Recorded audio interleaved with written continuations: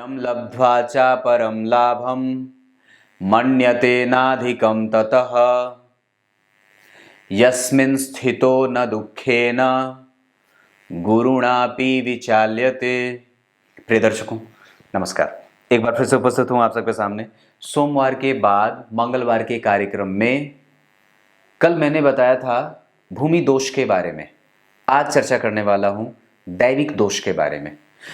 बन के रहिएगा कार्यक्रम के अंतिम हिस्से तक, कहीं नहीं जाना है।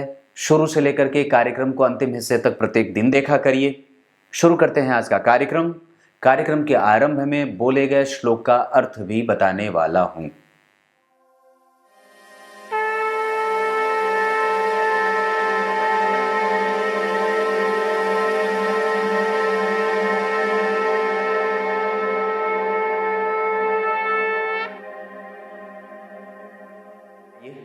अब आपको सीधे विषय पे लेके आता हूं।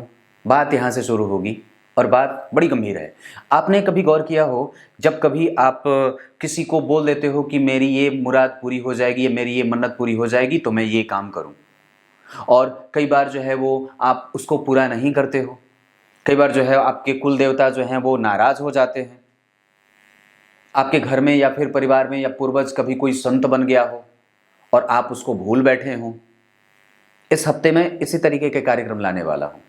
कल मैंने मंगल से संबंधित भूमि दोष के बारे में चर्चा करी थी कि आपके पूर्वज के किए गए कुकृत्य का फल आपको भी भोगना पड़ता है। इस वजह से उसका जो है वो हमें ध्यान रखना चाहिए, और कुंडली दिखाने से ये बातें सब पता चल जाती हैं कि आखिर परेशानी की मूल कारण क्या है। देखिए, एक बात बताता हूं, अगर कुंडली दिखा करके, और जन्म कुंडली में कुंडली जो होता है वो जरा सोच के देखो, सर्प कैसे कुंडली मार करके बैठा होता है।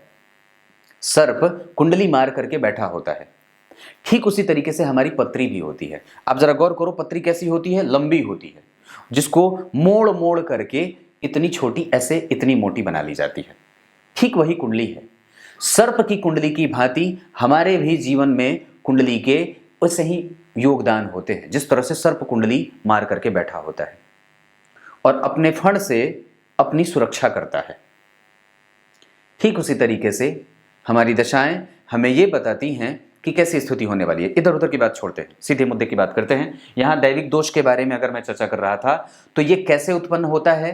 अगर आपके जीवन में आप अगर परेशान चल रहे हो या फिर कष्ट की स्थिति बन रही है तो निस्संदेह इस बात को ध्यान रखना होगा। 3 प्रकार की चीजें।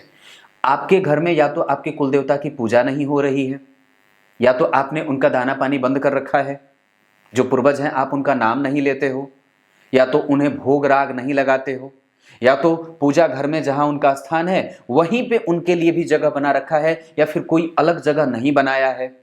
उनको आप अर्पित करते ही नहीं हो, ना तो जल और न ही प्रसाद।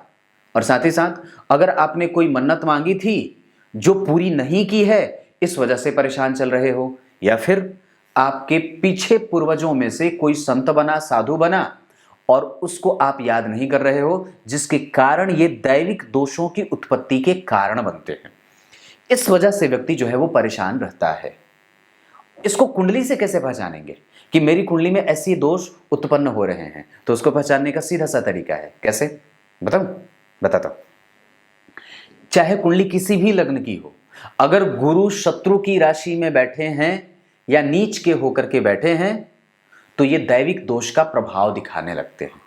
ये बात बड़ी अजीब है, पर ये समझने वाली है। कोई आवश्यक नहीं है कि ये प्रत्येक कुंडली में ये बात घटित हो ही, क्योंकि उसके लिए आपको अपनी कुंडली में गुरु को प्रत्येक चार्ट में देखना होगा। प्रत्येक जितने भी नटल चार्ट हैं उन सब में देखना होगा कि क्या उनकी स्थिति प्रत्येक वर्ग चार्ट में कमजोर की तरफ ही बढ़ रही है, या खाली मान लो जैसे कि किसी एक चार्ट में अगर गुरु नीच के हो रहे हैं या शत्रु के घर में बैठ रहे हैं।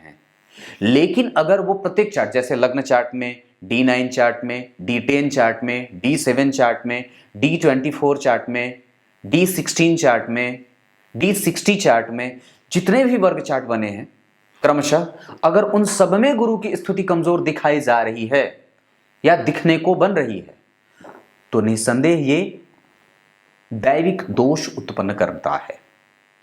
और उसका सीधा सा प्रभाव, इन तीनों को याद करना शुरू कर दो, उन्हें भोग लगाना शुरू कर दो, उनको जल देना शुरू कर दो, अमावस्या के दिन उनको तर्पण करना शुरू कर दो।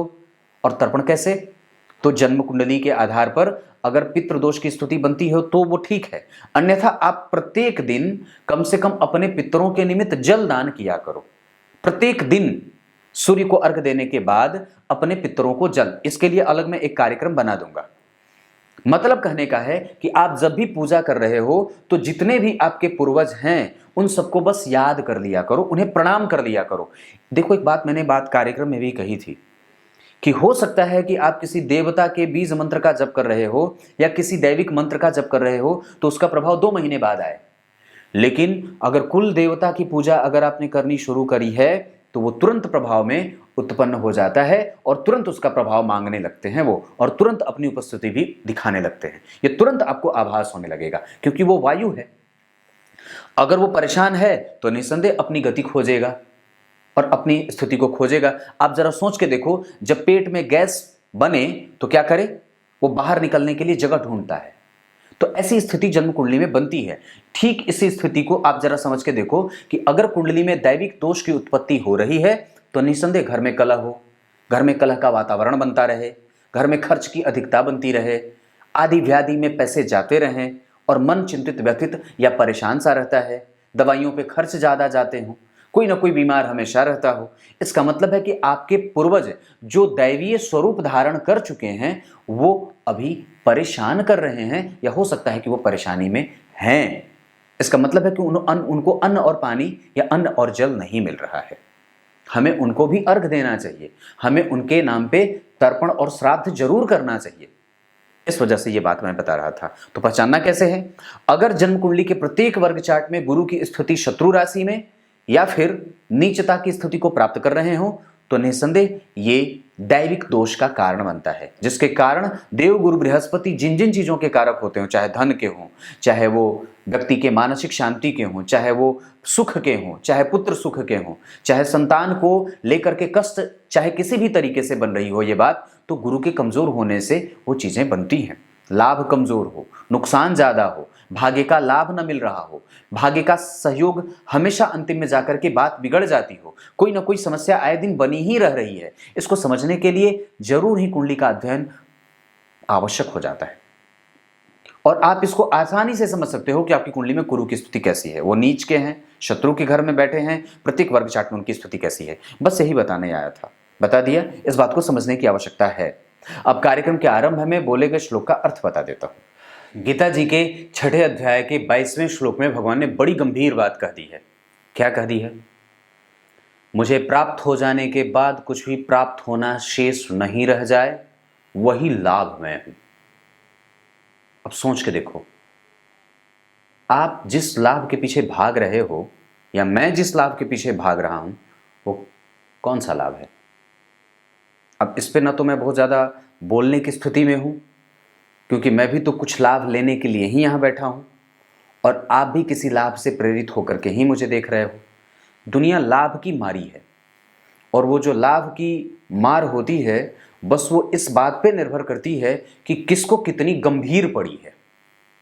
मुझे हो सकता है थोड़ी कमजोर पड़ी हो सकता है सामने वाला जो लगातार भाग रहा है उसको तेज मार पड़ी है। जिसको जितनी लाभ की तेज मार पड़ी है वो उतना ही ज्यादा भाग रहा है। आपके ऊपर कितनी तेज मार पड़ी है लाभ की, सोच के देखने की बात है। उसकी सिर्फ हवा लगी है या पूरे दब गए हो? ना, ये तो करूंगा ही। आज मेरे पास एक कुंडली आई थी, 1965 डेट ऑफ बर्थ, और पति ये बोलता है कि अब मैं तुझे नहीं रखूंगा। अब सोचो, बेटियों की शादी करनी है और खुद विवाह करने चले हैं और बोलते हैं मैं तुम्हें नहीं रखूंगा, हमारे समाज में ऐसे ऐसे कृत्य हो रहे हैं। सोच के देखो ये लाभ की कैसी स्थिति है। अब पता नहीं श्रीमान कौन सा लाभ प्राप्त करेंगे। और दशाएं खराब जब होती हैं तो बुद्धि बिल्कुल विपरीत हो जाती है। तो इस वजह से इंतजार कर लेना चाहिए दशा के बीतने का। और अगर बुरी बातें चल रही हो दिमाग में तो चुपचाप मंत्रों की शरणागति धारण कर लो।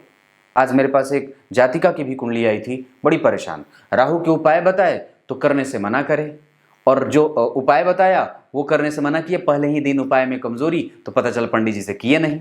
मैंने ये बात कही कि निसंदेह अगर वक्त बुरा चल रहा हो तो उसको अच्छाई से देखने का प्रयास तो हम कर सकते हैं, अपनी दृष्टिकोण तो बदल सकते हैं। पर वो नहीं होता है, बड़ा आसान नहीं होता है।